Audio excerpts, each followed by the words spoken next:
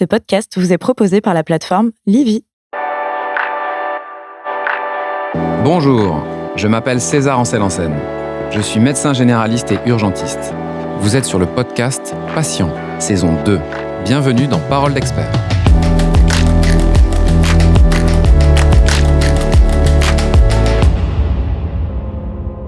La semaine dernière, avec Colline, nous avons parlé d'addiction. Aujourd'hui, j'ai le plaisir d'échanger avec Céline pour compléter ce témoignage.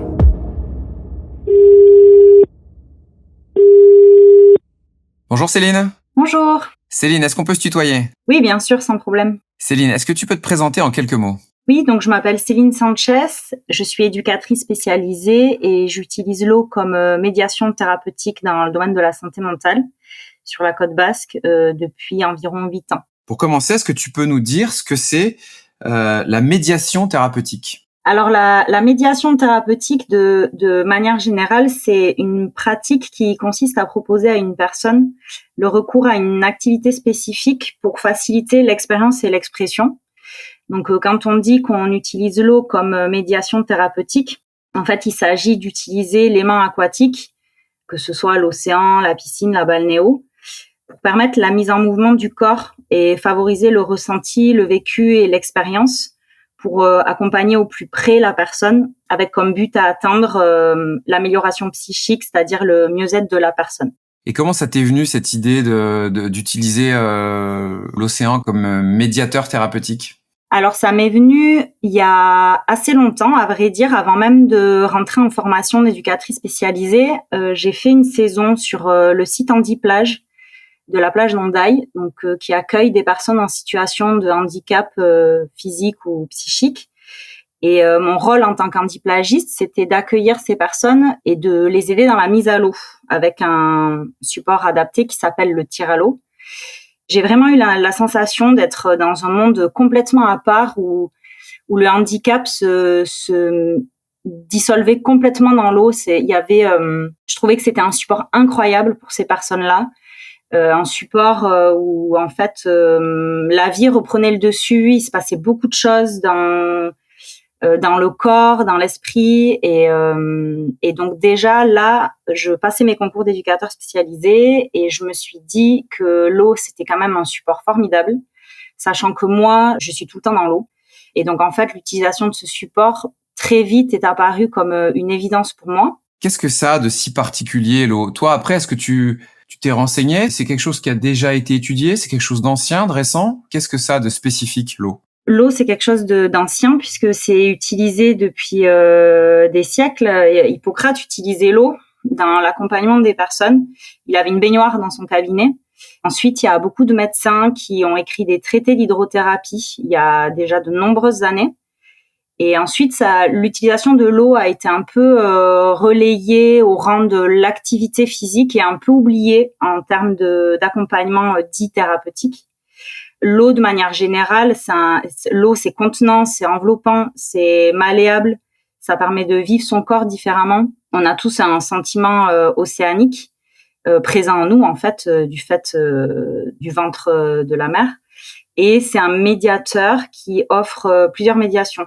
Le médiateur, c'est l'eau, mais ensuite, on peut l'utiliser via différents supports, comme je disais, dans l'océan, la piscine, la balnéo, et via différentes manières de l'aborder. Et l'eau fait tiers aussi dans la relation. Donc, c'est intéressant parce que dans une relation d'accompagnement, c'est un support qui permet à l'autre aussi de trouver sa place. Toi, donc ensuite, tu t'es formée en tant qu'éducatrice, en gardant en tête toujours cette histoire d'utiliser l'eau comme médiation thérapeutique. Comment ça s'est fait ensuite ? Parce que j'imagine qu'une fois diplômée, donc tu as commencé à travailler. Est-ce que tu as voulu tout de suite le proposer, l'utiliser, ou ça a mis un temps avant d'être mis en place ? Alors non, ça a mis un peu de temps parce que moi j'étais assez jeune éducatrice puisque j'ai été diplômée, j'avais 23 ans. Donc déjà, j'ai dû conforter ma pratique juste en tant qu'éducatrice spécialisée dans des accompagnements auprès de personnes, de populations très différentes, avec des problématiques différentes. Et en fait, l'utilisation de l'eau est revenue à moi quand je travaillais en foyer d'accueil médicalisé, accueillant des personnes avec des troubles psychiques. sévères et chroniques, donc en psychiatrie, où là, je me suis dit, dans mon travail d'accompagnement auprès de ces personnes, que l'utilisation de l'eau pouvait être quelque chose de très intéressant, un support relationnel et pour leur permettre de remettre en route un senti et un vécu pour travailler certaines choses avec eux. Et comment ça a été accueilli, ça, en fait? Alors, c'est clair que, bon, en habitant près de l'océan, je pense que il y a peut-être un regard plus ouvert là-dessus, mais est-ce que quand on a parlé autour de toi, on t'a senti des réticences ou tout de suite on a été convaincu? Au début, j'ai fait ça, c'était vraiment une activité, il n'y avait pas forcément de but spécifique derrière. Ok. Donc ensuite, je me suis formée. Je me suis formée via une formation qui a pour intitulé l'eau comme médiateur thérapeutique. Donc là, concrètement, j'ai commencé à aborder des notions théoriques sur l'expérience que je pouvais faire au quotidien dans mes accompagnements professionnels. Et donc là, j'ai commencé à vouloir un petit peu étayer ce que je proposais, le proposer de manière différente, en individuel, et mettre un peu un autre sens à l'utilisation de l'eau. Au début, j'ai pas été très prise au sérieux, très honnêtement. On rigolait, on me disait, alors c'était toujours bienveillant, hein, parce que j'avais une très bonne relation avec mes collègues, mais on me disait, voilà, tes activités pataugeoires, ou quand j'allais à la plage, on me disait, oh, la plagiste, t'es tout le temps dans l'eau, ça va, t'as la vie cool, alors qu'en fait, derrière, c'était un très gros travail d'accompagnement qui était très structuré, en fait. Ouais. Faut le rappeler quand même, tu as écrit un livre qui s'appelle La thérapie bleue, eau et santé mentale, aux éditions Arthéaz. Oui. Et donc, tu parles de la piscine, mais en fait, tu as développé d'autres activités nautiques, notamment l'océan, le surf, la voile.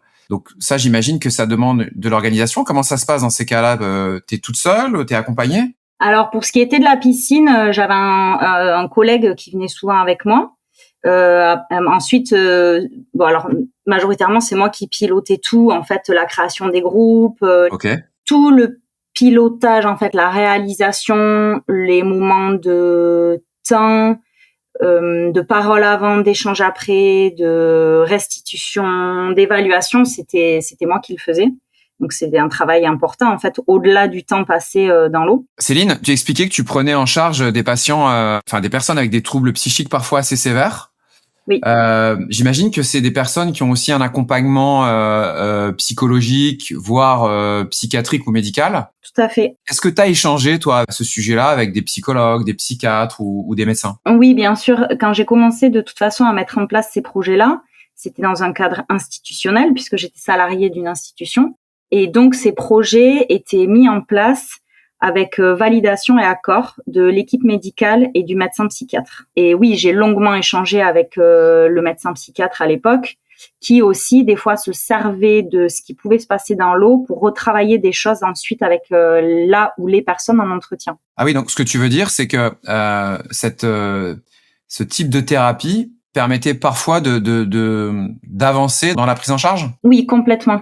D'accord. Complètement. Ça permettait vraiment, en fait, de débloquer certaines choses pour certaines personnes. Alors, quand je dis ça, ça se fait pas forcément en 1 ou 2 séances. Il y a des accompagnements qui ont duré 4 ans pour certains. L'idée, c'est que l'eau amène les mots, MOTS, et donc en fait, ça permettait de mieux comprendre le vécu de la personne, de la remettre en mouvement, enfin qu'elle-même trouve une place. Parce qu'en fait, on est acteur dans cet accompagnement. C'est ça qui est intéressant. C'est que la personne, elle est dans une dynamique où l'idée, c'est qu'elle puisse trouver ses propres ressources. Dans ton livre, tu abordes pas mal d'exemples et tu abordes notamment la situation de Karen. Oui, tout à fait. Est-ce que tu peux nous parler un peu de Karen? Oui, alors Karen, c'est une dame que j'ai accompagnée pendant, pour le coup, plusieurs années.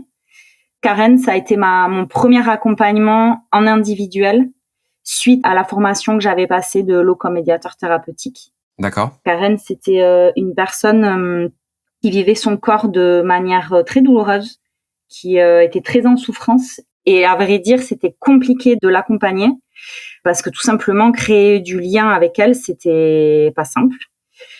Et donc, un matin où elle était particulièrement mal, et je venais de commencer les accompagnements autour de l'eau, et je me suis dit que j'allais lui proposer. Parce que justement, sa relation au corps faisait que je me disais que l'eau pouvait lui permettre de le vivre autrement, et du coup, d'ouvrir d'autres formes d'accompagnement et une relation différente avec l'accompagnant. Karen, elle souffrait quoi, de troubles dépressifs, c'est ça? Alors, j'ai jamais voulu, d'ailleurs dans le livre, je pense que tu as remarqué, je donne pas de diagnostic ni de pathologie. D'accord. Parce que déjà, je suis pas médecin. Ok. Et que même quand on est médecin, moi, ce que je peux voir de mon expérience, c'est que ça peut arriver qu'au cours de la vie d'une personne, le diagnostic change. Oui. Et en fait, moi, ce qui m'intéresse, c'est plus les troubles de la personne, le vécu. Ouais. Et alors, je pourrais pas dire, même si quelque part, oui, j'ai des mots sur un diagnostic qui a été posé à l'époque, mais je trouve que c'est bien que ce soit dit par un médecin. Je vois très bien ce que tu veux dire. C'est très clair. Voilà. En tout cas, il y avait, oui, au niveau de l'humeur, Voilà. des choses très instables. D'accord. Qui pouvaient passer d'un pôle à l'autre.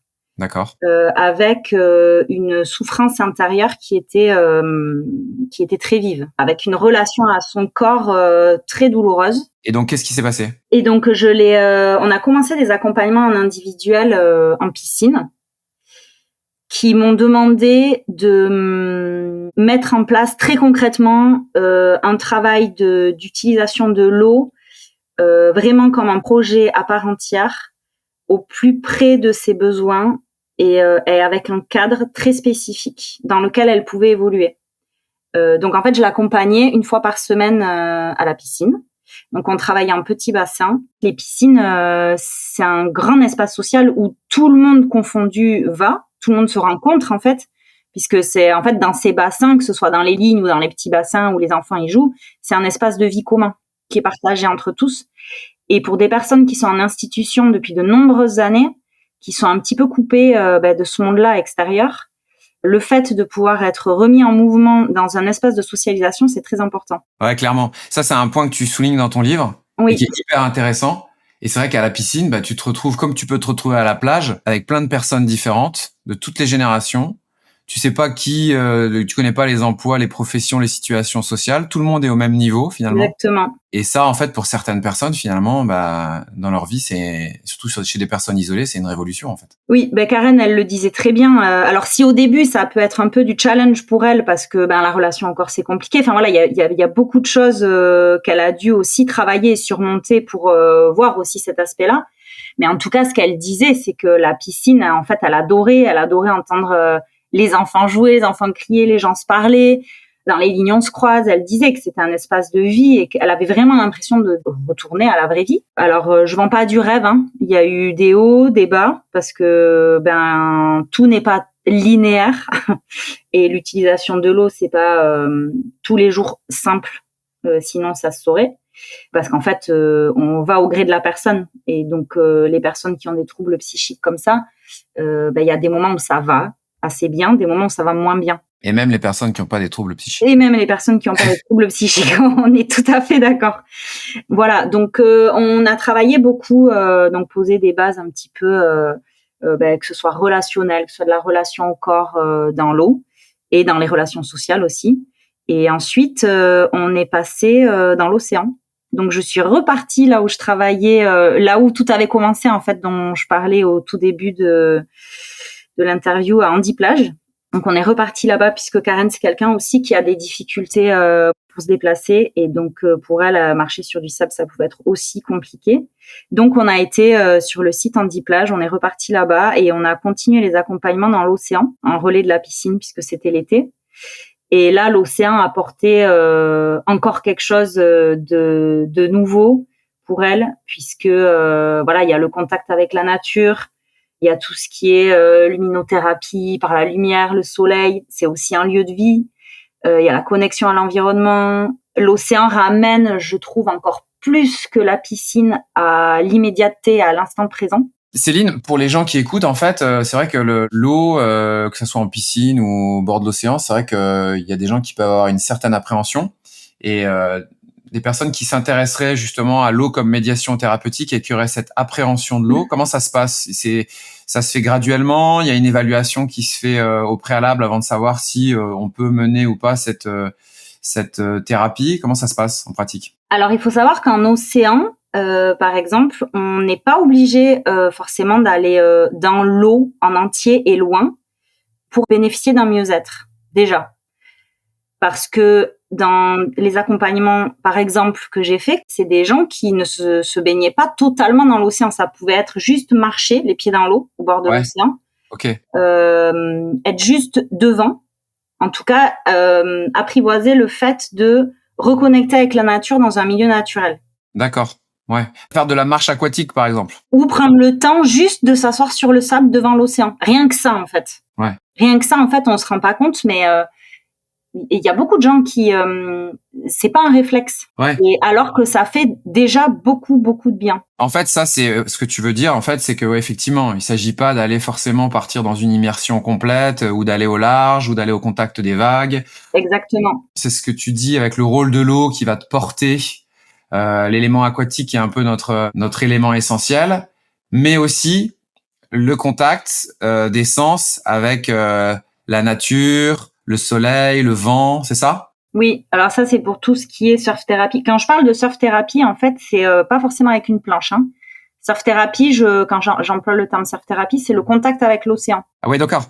Donc la surf thérapie, si on devait la définir, c'est quoi? La surf thérapie, si on devait la définir, c'est utiliser l'océan pour aller mieux, entre guillemets. Ouais, ce serait plus, on devrait même plutôt l'appeler, ça sonne moins bien, mais l'océan thérapie finalement. Ben ouais.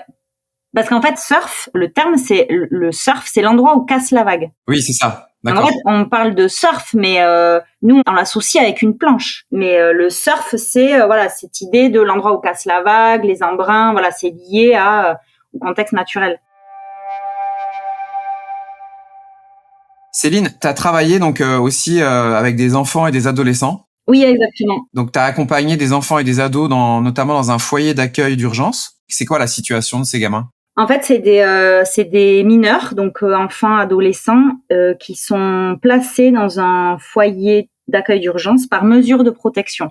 Donc, en fait, c'est une mesure de protection judiciaire qui, du coup, sur une situation d'urgence, place l'enfant pour le protéger. Et ça peut être quoi comme situation d'urgence? Il n'y a pas de situation typique, mais ça peut être des situations de maltraitance, ça peut être de très importantes carences éducatives, ça peut être ce qu'on appelle des mineurs non accompagnés, donc des jeunes issus de l'immigration.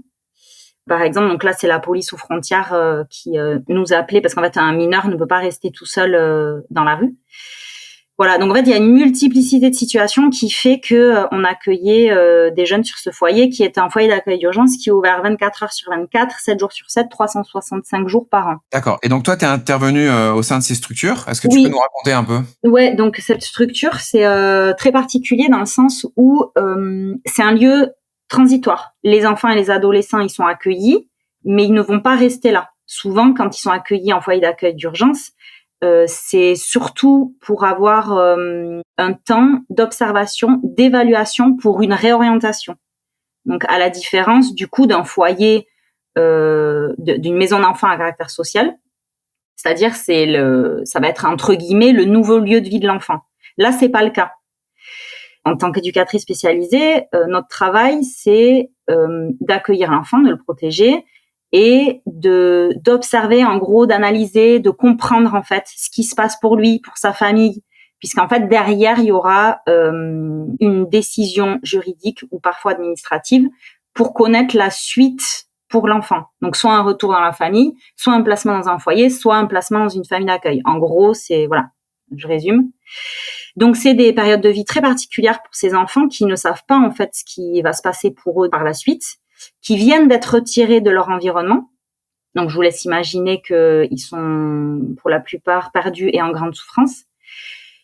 Et donc là, l'idée, pour moi, ça a été d'utiliser l'eau comme support d'observation avec ces jeunes. Déjà, pour leur donner un espace de développement, un espace d'expression. Pour les jeunes, c'était formidable. parce que déjà, alors là, pour le coup, on a commencé au mois de février et l'eau était pas franchement chaude, mais ça leur faisait un bien fou.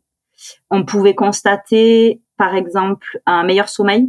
D'accord. Et des jeunes qui étaient très agités aussi physiquement, donc ça pouvait aussi représenter l'agitation intérieure qu'ils avaient due à tout ce qu'ils vivaient.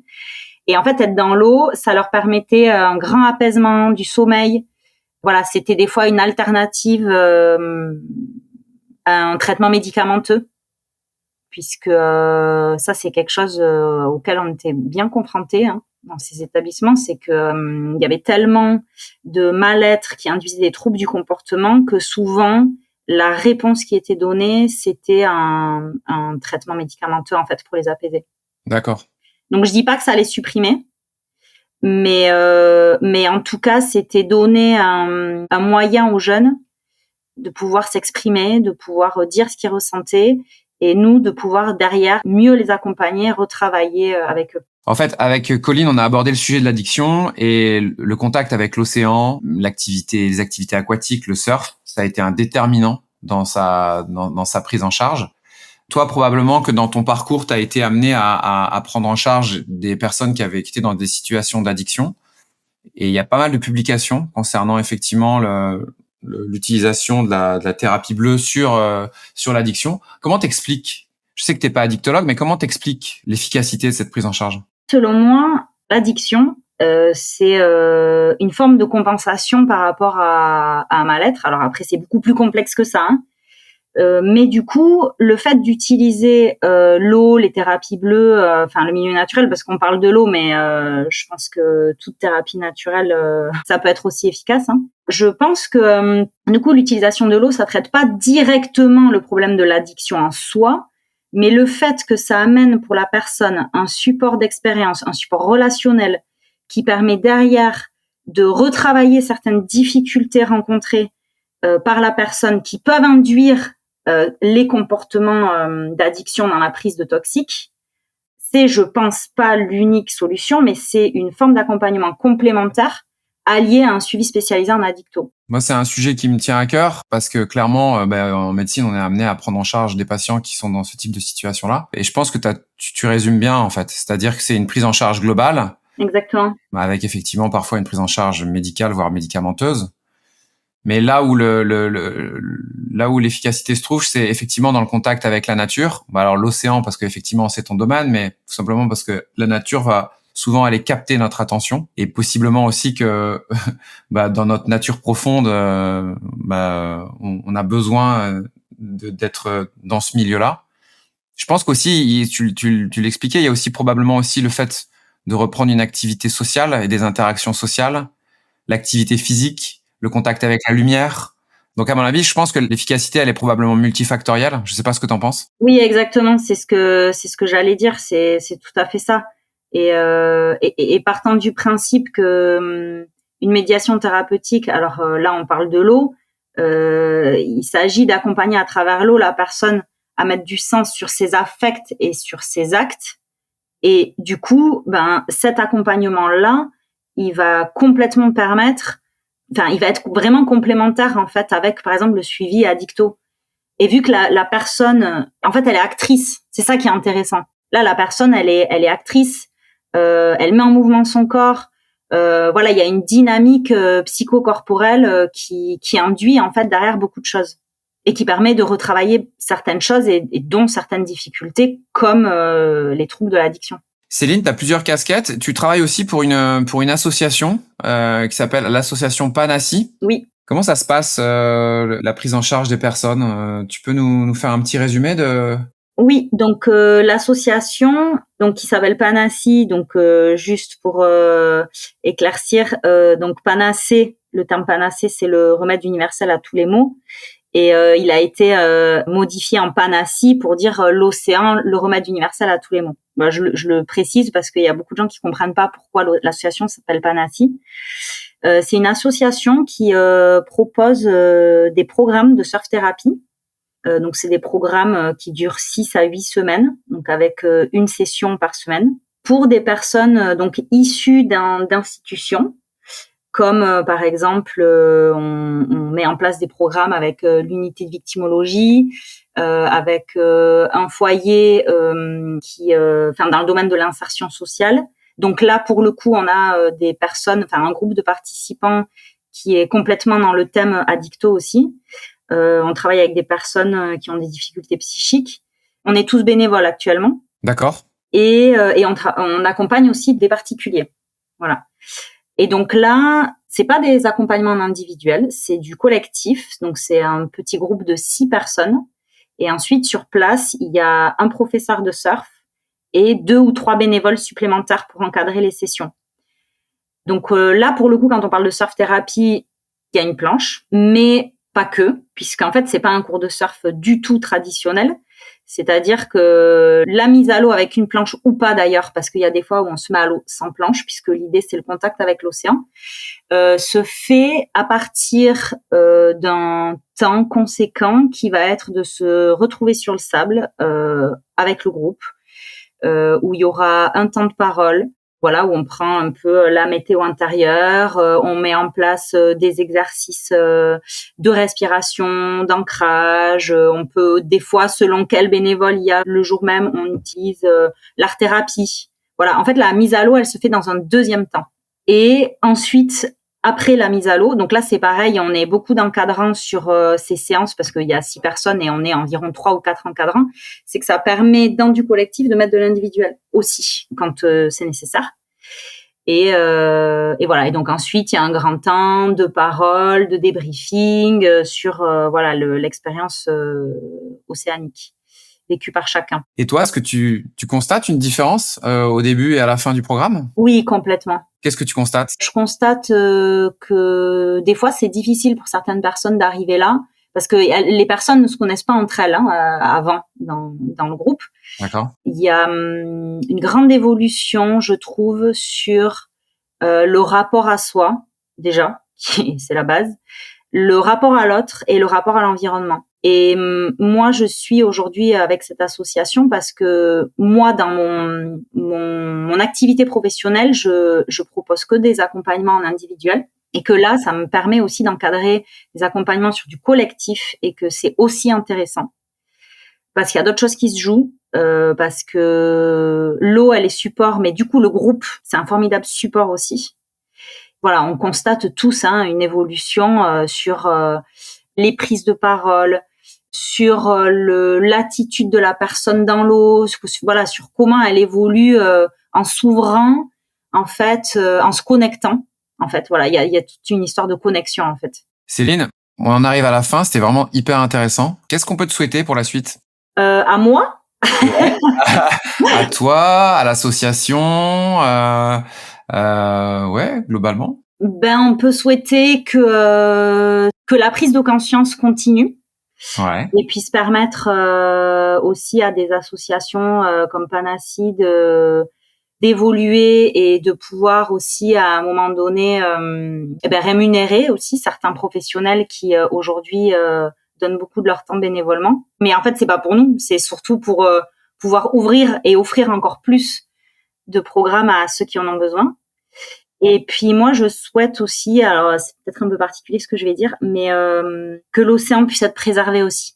Parce que ça aussi, c'est au cœur des débats actuels, c'est l'état des océans aujourd'hui. Et en fait, quand on voit tout le bien qui nous fait, tout ce qui nous amène, ce que je peux souhaiter, c'est que l'océan soit mieux protégé et qu'il puisse aussi se rétablir pour continuer de nous accueillir comme il le fait. Céline, moi, je ne peux que boire tes paroles et je te remercie encore 1000 fois et je te dis à bientôt. Merci.